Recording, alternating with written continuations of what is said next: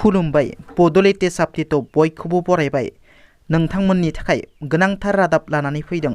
अन्नानै भिडिअखौ जोबजासिम नायलां। गिबि रादाबाव दङ उदालगुरि जिल्लानि गोजामसिन जौमा फरायसालि टंला जौमा फरायसालिनि फरायसा ग'से आफादनि बिसायख'थिया मोजाङै मोजां जोबनानै थांबाय। दुलाराय बर' फरायसा आफादजों मदद होजानाय बिजाथिफोरा गासै सा10 देरहासार जानो हायो। गुबुन गुबुन फरायसा आफादजों मदद होजानाय बिजाथिया गाहाय नेहाथारि मासिखौ लाफानानै मोननै मासियाव देरहासार जायो। मोनसे दुखुनांथाव जाथाय, सासे बर' फरायसुलिया गावनि जिउखौ फोजोबना लादों। सनितपुर जिल्लानि सिङाव थानाय राङापारा 1 नं थराबिल गामिनि सिन्था सरगियारिनि 5थि फिसाजो 17 बोसोर बैसोनि साथिमा सरगियारिया थांनाय हराव गोदोनायाव दलें लगायनानै गावनि बेसेन गोसा जिउखौ फोजोबना लादों। साथिमा सरगियारिया बालिपारायाव थानाय गावनि थानाय खथायावनो दलें लगायनानै गावनि बेसेन गोसा जिउखौ फोजोबना लादों। साथिमा सरगियारिया तेजपुर दरं कलेजाव HS फार्स्ट इयाराव फरायफुनाय सासे लाइमोन सिख्लामोन। मा जाहोननि थाखाय साथिमा सरगियारिया गावनि बेसेन गोसा जिउखौ फोजोबना लादों दासिम रोखा मिथिनो मोननाय जाथ'वाखै। मोनसे गोजोनथाव आरो गोग्गाथाव रादाब, उदालगुरि जिल्लानि साथाम बर'नि फिसाया आसामनि जानानै गेलेनो थाखाय सायख'जादों।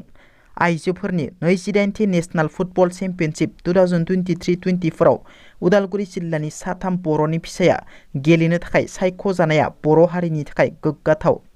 कर्नाटकनि बेंगालुरुआव खुंजानो गोनां 28थि फुटबल चेम्पियनशिप 2023-24 आव उदालगुरि जिल्लानि साथाम बर'नि फिसा फारियै मनालिसा बर', उदांस्रि नार्जारि आरो प्रतिमा बर'आ आसाम फुटबल हानजानि जानानै गेलेनो थाखाय सायख'जायो। उत्तराखन्डनि उत्तर कुसियाव हाजो गिसिखानानै गुदुं सिङाव नांथानानै थानाय सा 40 लेबरफोरा गोथाङैनो थानाया रोखा जाबाय। उत्तराखन्ड सरकारा मोनसे भिडिअ फोसावनायनि उनाव बियो रोखा जाबाय दि लेबरफोरा गोथाङैनो दं होनना।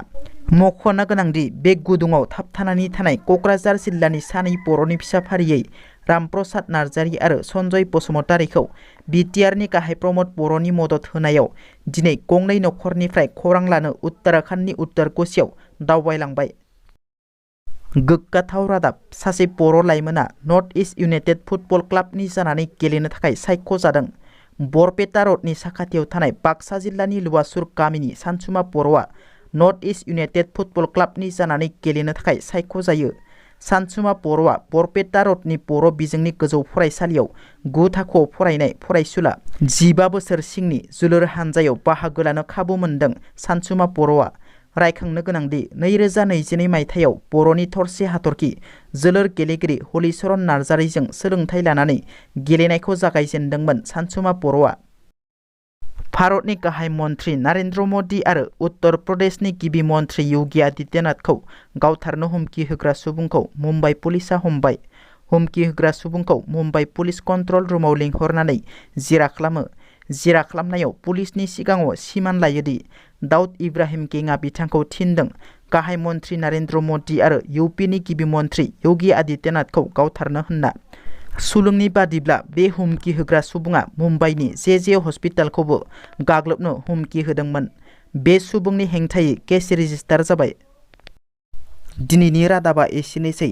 नोंथांमोना जुदि आंनि भिडिअखौ नायनानै मोजां मोनदोंब्ला अन्नानै लाइक, शेयार आरो साबस्क्राइब खालामनो दाबाव। गोजोन्थों।